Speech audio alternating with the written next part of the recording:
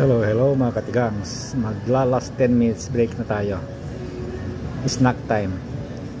Eto, kuha ko ng pretzel, pero hindi ako kumuha yung sausawan. Ang sausawan nito ay melted cheese, pero hindi ako kumuha kasi nangingintab na eh. Puno ng butter yan eh.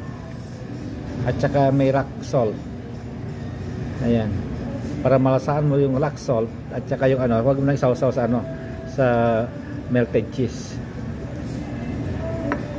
Ito, kumuha ko ng dalawa.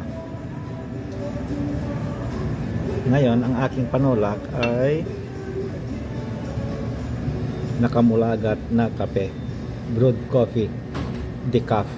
Always decaf, at hanggat may decaf pa, decaf ako. Okay. Kaya ngayon, sentensya na natin. Tikman natin ang pretzel nila, kung gaano kasarap ang pretzel. Putulin natin yung dolong konti. Tikman natin. At kinamay ko na.